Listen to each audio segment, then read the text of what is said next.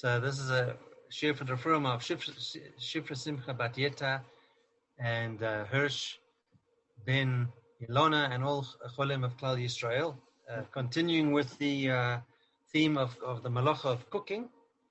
And we will continue the discussion about Kli Rishon and Kli Sheni, the first vessel and second vessel. So the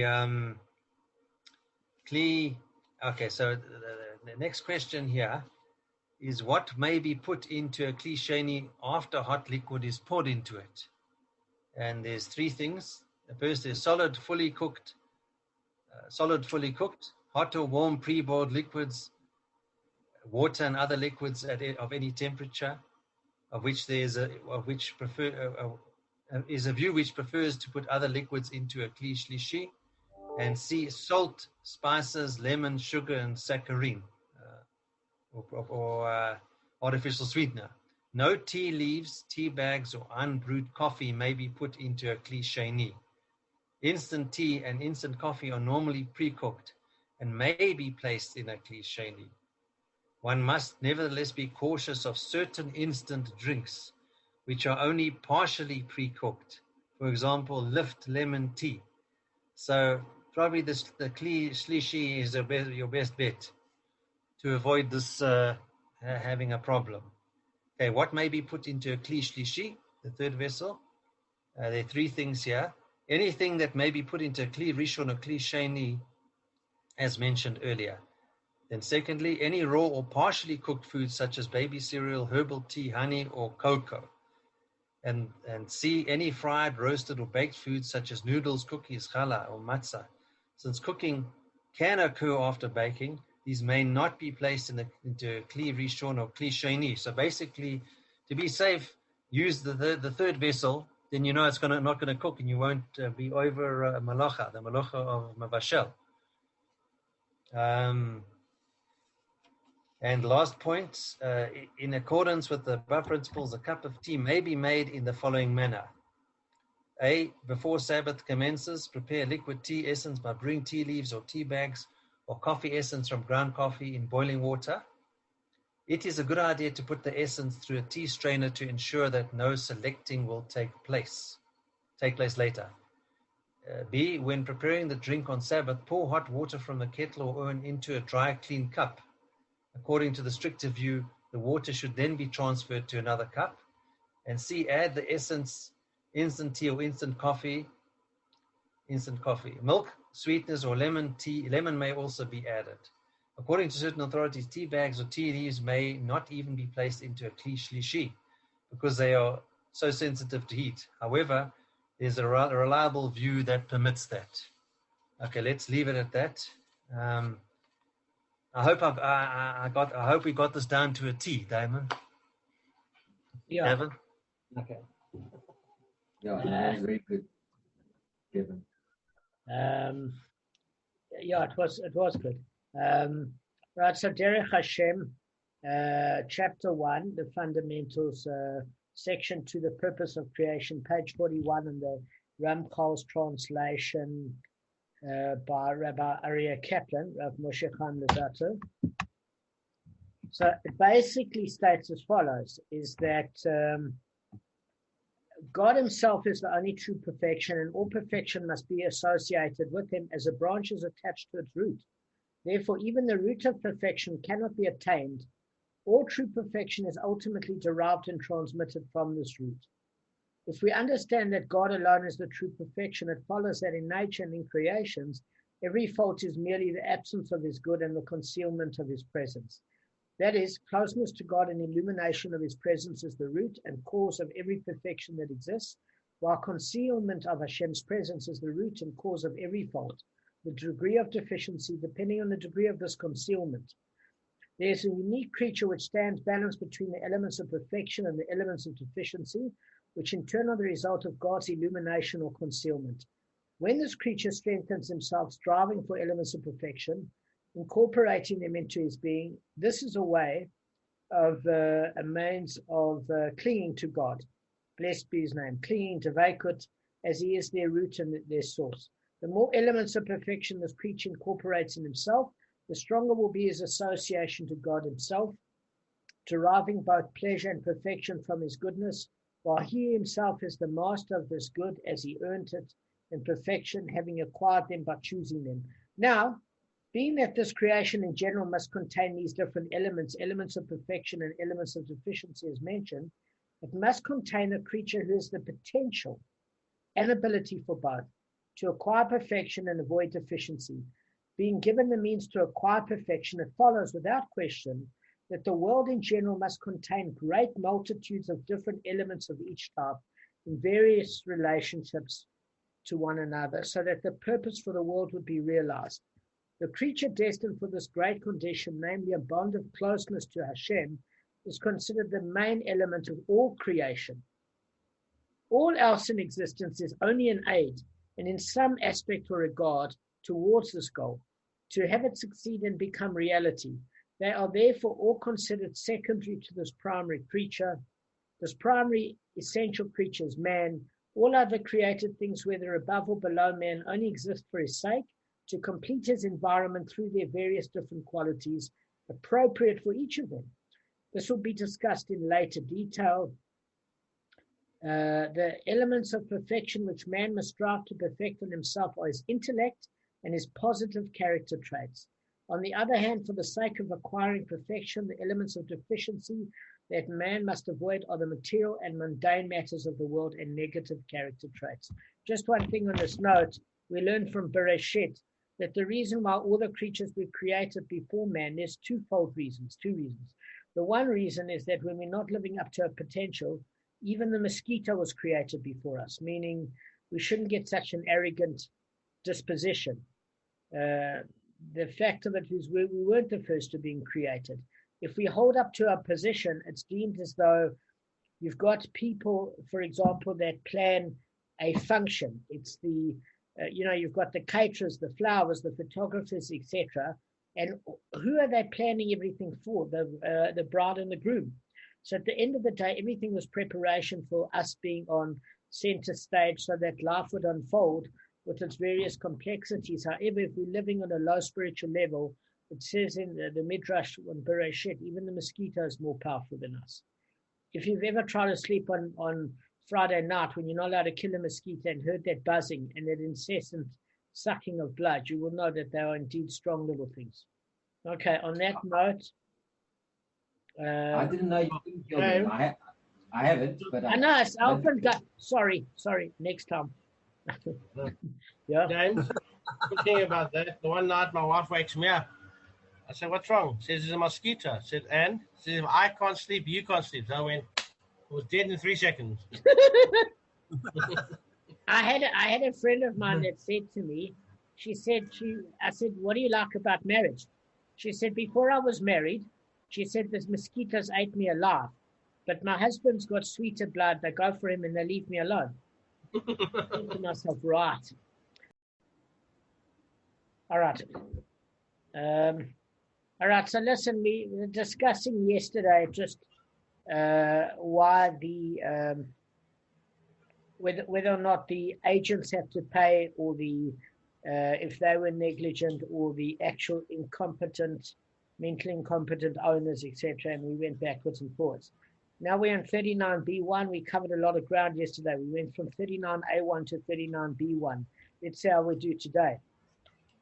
So the Gemara states that our Mishnah holds in the case of a tam that the court does not appoint an agent to enable the damaged body to collect damages from the body of the animal that damaged, because we said that this particular ton of the Mishnah basically said that the only reason the court agent is there is not to act as a proxy on behalf of those that are mentally incompetent, but rather for two purposes: to be able to be a party to the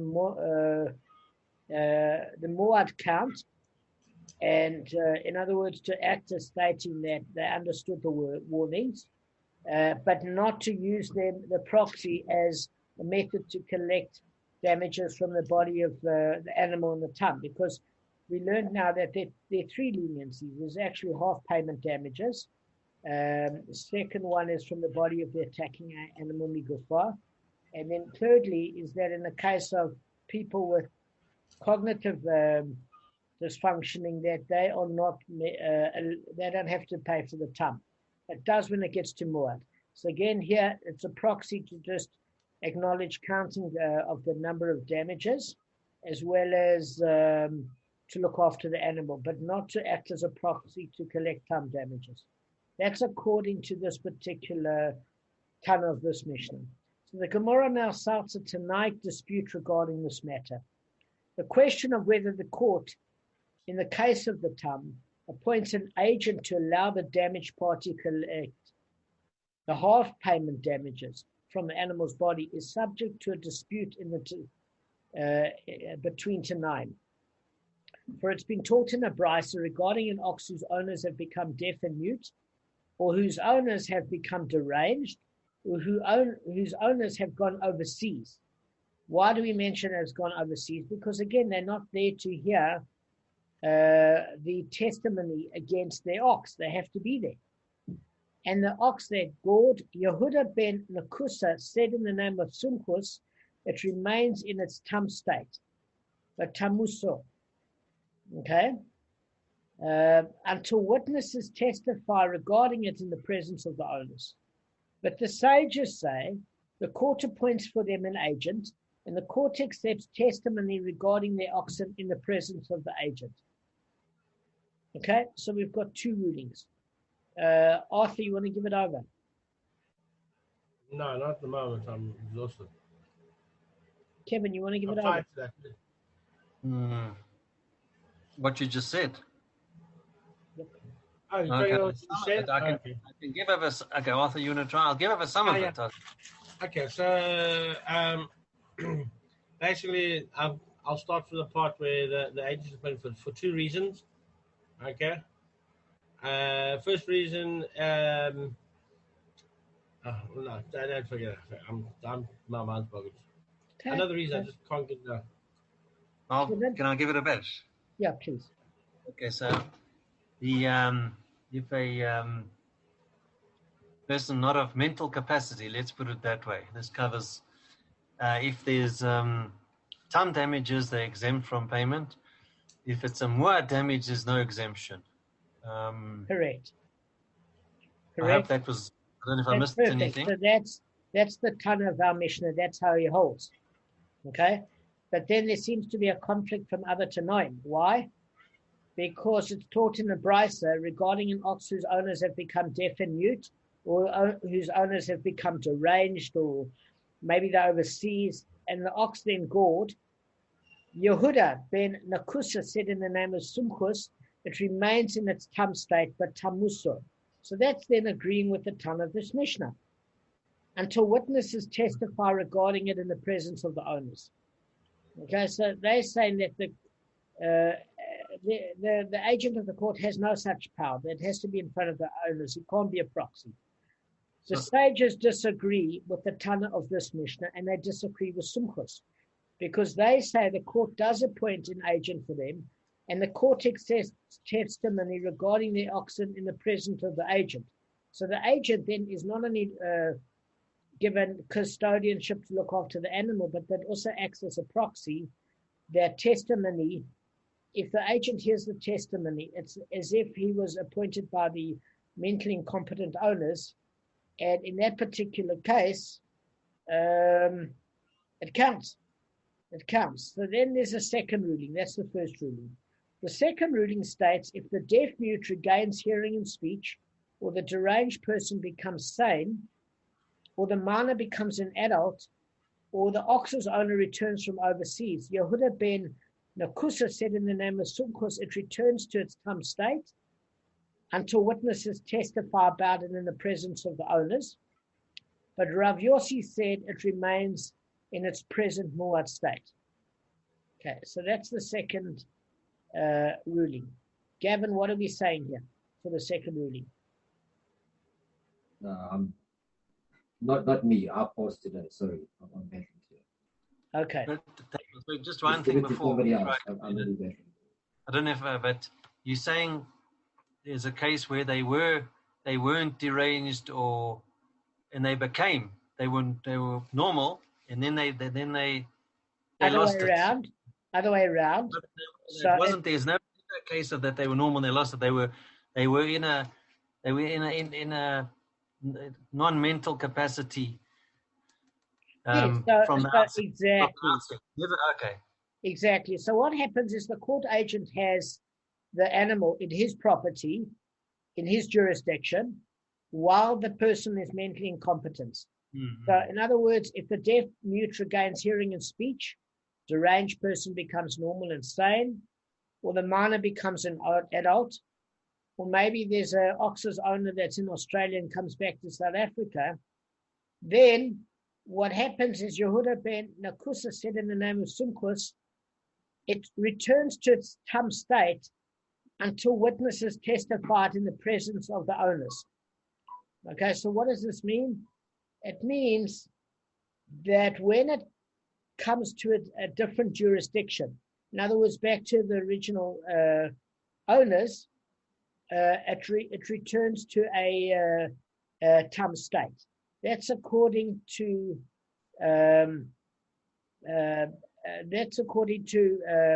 Yehuda ben Nakusa in the name of Sumchus. Rab Yossi said it remains present in its tum state, in its muad state. So I want to ask you something. Give me a reason why the animal, when it changes jurisdiction, would come back to the tum state. I've got an idea. Tell me Anyone again. want to go for it? So my idea, because actually I remember reading this, my idea on this was that it comes back to its tum status in a different location because it's not familiar with those animals. It's in a completely new surroundings.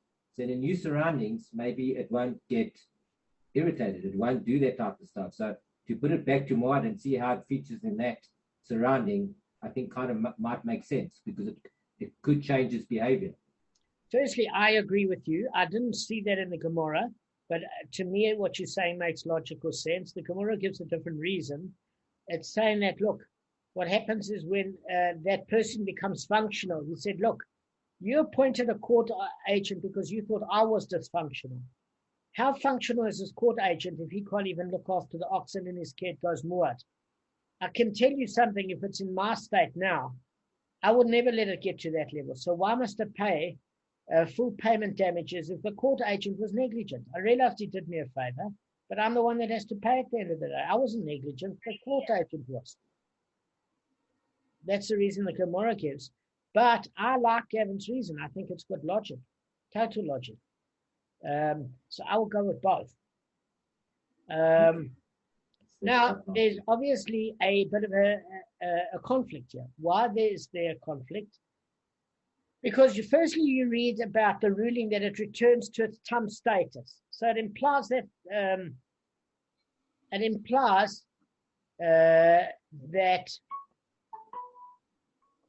like the animal is now a muad. But it's funny though, because Sumchos' first ruling is it remains in its tum status. Okay, when it uses the term tamusor, simply understood, it means in its tum state. So already we're seeing a conflict.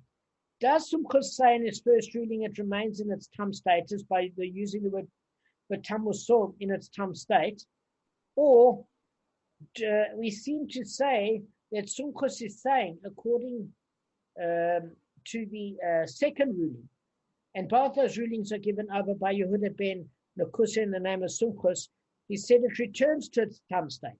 Now, if I'm telling you it's returning to its tum state, what is the inference there? It was muad. Correct. So on the one side, Tamusa is saying it's in its tum state, and then the second ruling of Sumchos saying it's returning to its tum state. So it can't be both. So we need to clear this up. Rav Yossi is saying it remains in its muad state. Now you can understand that as well, because if you were, God forbid, damaged by that animal, your property was, you'd say, listen, it's changed back to now somebody that was incompetent, and the person's now become competent, right? But in the meantime, my property is damaged. So why all of a sudden, if the person was incompetent and you got an incompetent agent, must I not get full payment damages? Why is it my fault? So you can understand that too. Fine. So the Gemara develops the case for the Tanaic dispute. They said, what is the meaning of Sumchus' statement in the Brise's first section? It remains batamuso. Okay? Because the simple reasoning is in its tam state. So it can't be that. Because if you say that this means that the animal does not become a muad at all through its gorings, but remains a tam, this cannot be, because from the Brise's second clause, which teaches in the name Sumchus, it returns to its tam state. It's implied that the animal had originally become a muad. Meaning, if it's going to return from a state, return to its tam exactly as Kevin said, it became a muad. So we need to clear up this contradiction. So that's what Rashi says. Rather, what is meant by it remains but tamuso, that it remains, what it's saying is, guys, it remains but tamuso in its entirety.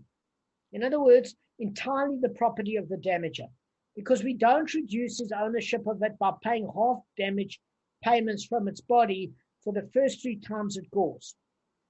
So what we're saying is as follows. So the court-appointed person is there for a reason. According to Sumchus, number 1, he's there to look after the animal. Number 2, he's there to do a muad count. So he acts as a proxy for the mental incompetence. We said, all right, I acknowledge the testimony against this animal. Count 1, count 2, count 3, count 4. From when I've got it, it's muad. Okay? Which is actually a 5th count because he was caught as a court agent when the drama happened in the first place. So it's only 3 counts from him. On the 4th count of him, it's done. But what Sumchus is saying is, listen, I'm not saying it remains in a tam state. What I'm saying is it remains in a tam state in that you're not making payments from the animal in its tam state, meaning the proportion of the animal isn't refracted against other damages. So if I'm mentally don't have all my sandwiches in the picnic and there's a court-appointed agent and it damages Gavin's ox, Gavin, if I was mentally sane, which has never been the case, but that's a different issue, Gavin would get half my animal, maximum half damages from the gufa of my attacking animal. He wouldn't get half my animal. He'd get half the payment damages to the degree of my attacking animal. So in some cases, it would be up to my whole animal, but it's still half the payment damage, which means for some occurrences, it could wind up by when it came to muad, that this animal wouldn't be intact. There'd be hardly any money left because 3 damages, you could be paying some of the animal proportionately. Because every time as the owner, I damage somebody, that person gains that percentage of animal and I lose that percentage of animal. So what Sumchus is saying is, look, the court-appointed agent is there to do a count, but he's not there to be a authorized party to distribute part of the tam animal to the damaged parties. So it remains the tamuso intact with regards to tam payments that do not occur. There's no tam payments that occur, which obviously supports the Tana of the Mishnah. The rabbis don't agree, by the way. So he's saying that's what I mean by tamuso, not that it stays in its tam state, but you don't make payments from it, from the tam portion at all until it becomes more. All right, that's clear. Let's go on. Any questions? Can I go on? Kevin? You said it's tamuso. So tamuso doesn't mean it's got nothing to do with making tam payments. No. What I'm saying is, I'm not saying that at all. I'm saying originally we saw a conflict between Sumchus's first and second ruling, right? Because the way Yehuda ben Nakusa said it is that in the first instance, he said, listen, there's no payment from, it stays but tamuso in a tam state. It seemed to imply that. Okay? In the second statement, it says it returns to its tam state, which means it became muad. So how do you deal with these 2 conflicting statements? Very simple. When Sumchus is talking about but tamuso, we are saying that there is no payment from the tam animal. But it still does, you still count it. Just one sec. you still count it to know when it becomes muad, and then it doesn't matter if they're mentally incompetent, the agent then can pay full payment damages from choice property. So it's not touchable in its tam state. That's what he's saying. No, I think you meant to say it was muad, then became tam. Yes, I am. I'm saying the second ruling. I thought you said it became muad. That's it became muad. Okay, so No, it was muad. it did become muad, because what we're saying is as follows.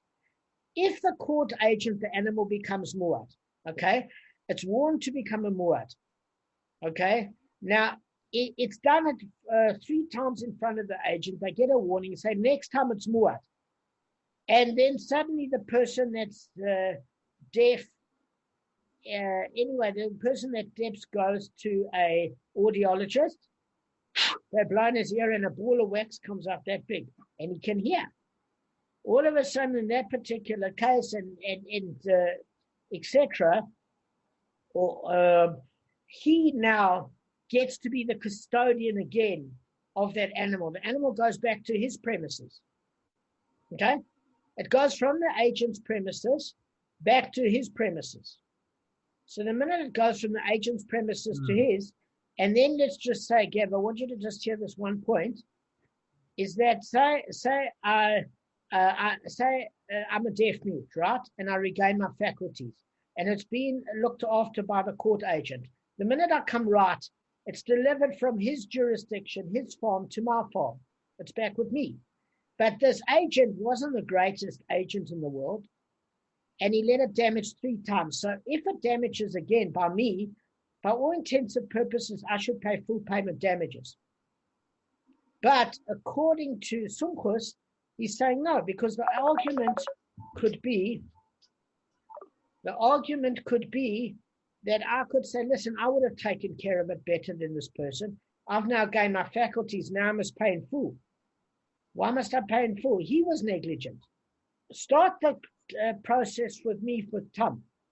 So when you change the animal's location from the agent to the previously person that was mentally incompetent, it is declared muad, but it hasn't damaged you. It's only when it goes to court and they say you owe full payment damages. He says, what are you talking about? Full payment. The agent was negligent. Why must I pay? So first time it's been on my property since the first time I couldn't add 2 and 2. And then we had a court agent. You understand what I'm saying? Just give me 1 second. Can't keep feeding me. You're going to put it away. Already proved our better.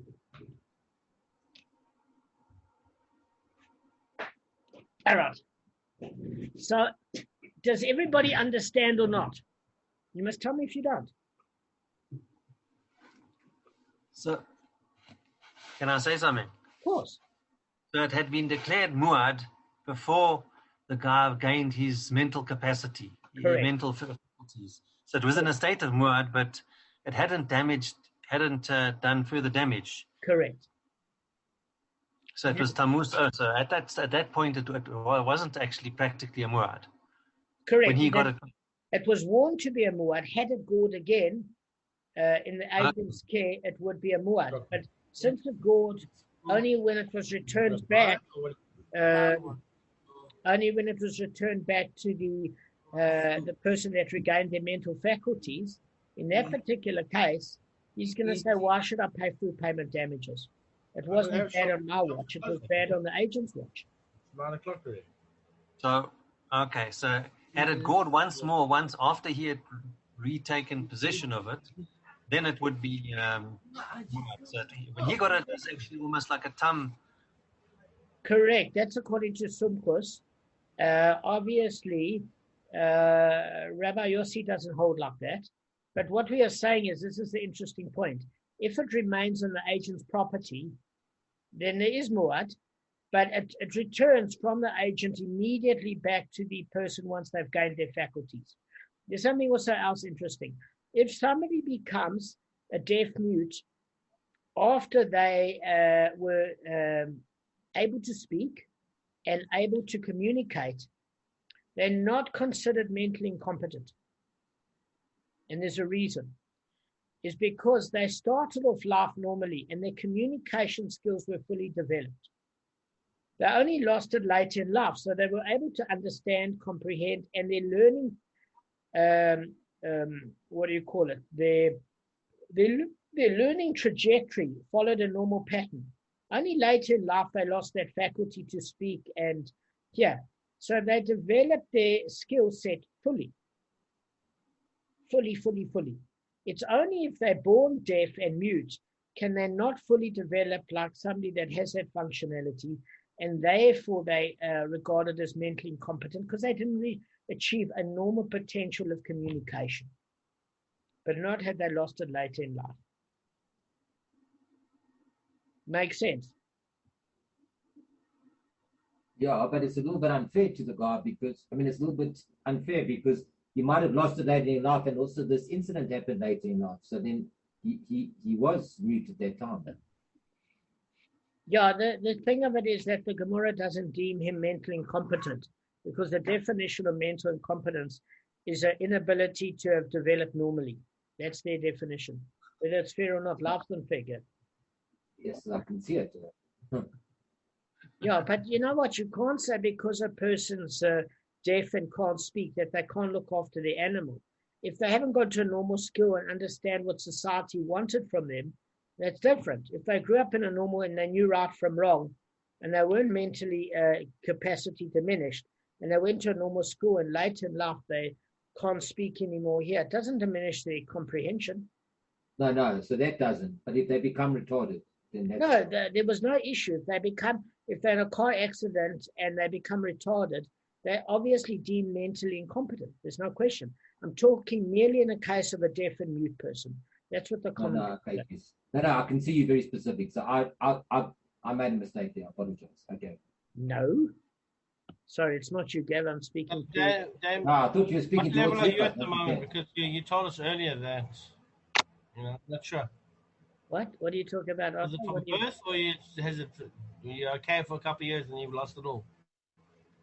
You said earlier you weren't... Yeah. All right, so guys, do you understand? It's very simple. It remains... Okay, so this is very straightforward. Let me just try and see if I can cover a bit of ground. No, cat. Hang on, guys. Okay, cat standing on keyboard. Just hang on a sec. Cranberry, there's no more chicken for you. Damn, that was weird. As you said no cat, I said no cat because my cat is slipping on my phone and dialing numbers. Cat, last time you tried to call China, and you know what the Chinese do to you. Yeah, I know, but every time we called, the guy said, hello, wrong number. So I said, oh, obviously not the right place. Wrong number, I get it. Wrong. All right, guys, come on. Rather what it means, all right. So, so basically, all we are saying is that according to Sumchus, Bertamusa doesn't mean it remains in its tum state. It just means that the court-appointed agent does not have the authority to pay on behalf of the mental incompetence when it's in its tum state. Okay? He's only there to look after the animal and to count how many times it's been damaged. If it's muad, full payment damages from choice property, even if they're mentally incompetent. That's all the Gemara is trying to say by the word Bertamusa. So there's no contradiction at all. So we see that the sages hold that in the case of the tum, we do appoint an agent to allow the damaged party to collect. Hang on a second. But the sages disagree because the sages say that the court appoints an agent for them and the court accepts testimony regarding their oxen in the presence of the agent. We see that the sages hold that in the case of the tum, we do appoint an agent to allow the damaged party to collect the half payment damages from the animal's body. So again, summary. The Tana of this Mishnah and Sumchus are in agreement that you cannot collect half payment damages from the animal's body, but the sages say that you can. Why does the Tana of the Mishnah and Sumchus say you cannot? We went through this before yesterday. What's the reason?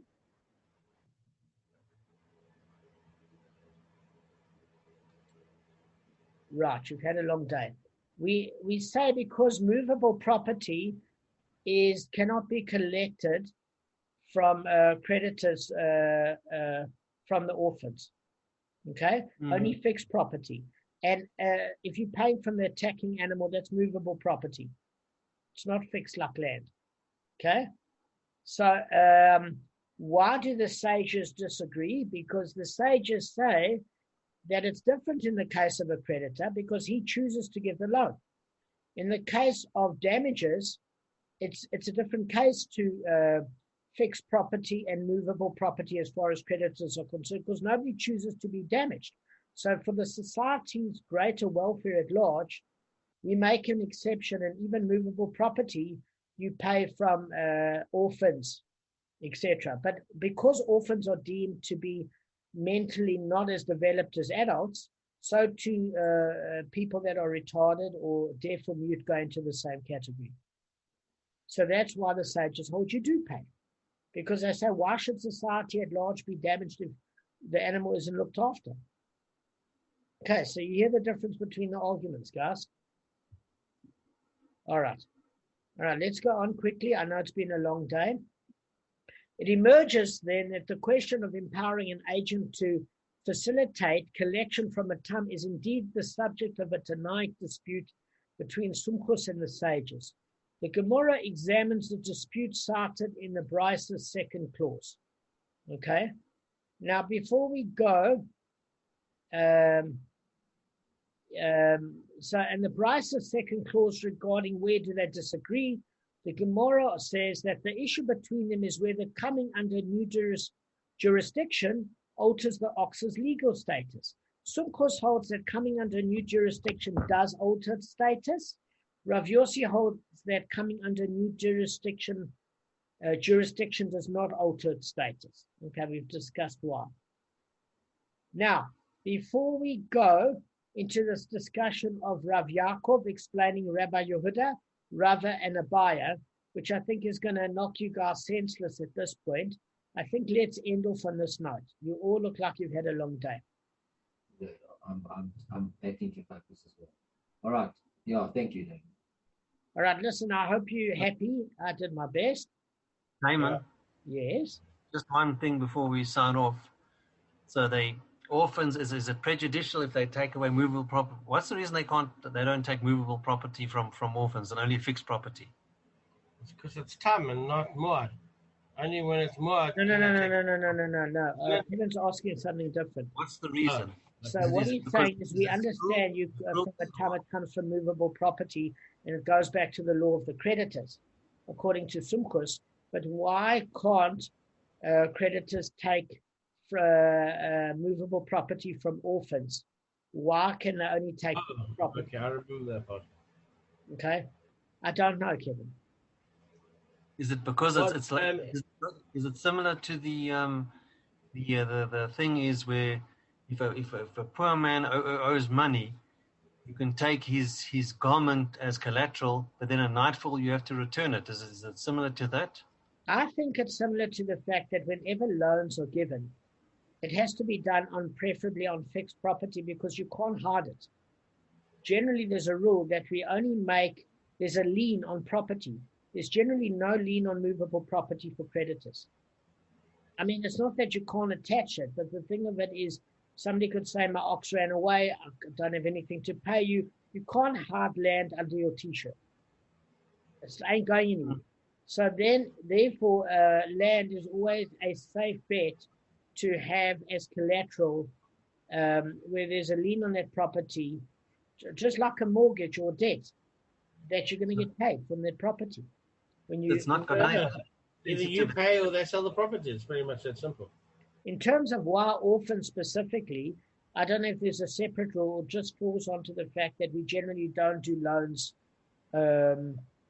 on movable property because it's going to lead to drama. If the creditor wants to, I suppose you can have, we learned about an apotiki, but an apotiki, the only movable property you can make with is a slave, because a slave's got two reasons. He can testify in court, as any human being can, and also he distinctly looks different, and there's going to be a room in the community. Oh, do you know that John now no longer works for Samuel?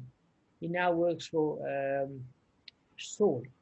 You know what I'm saying? So it's the public nature of it, whereas one cow looks like another cow. All right, but in terms of specifically an orphan, I'm not quite sure. I'm not quite sure if it's because it's a leniency on the orphan. or just a general principle? I have no idea. Damon,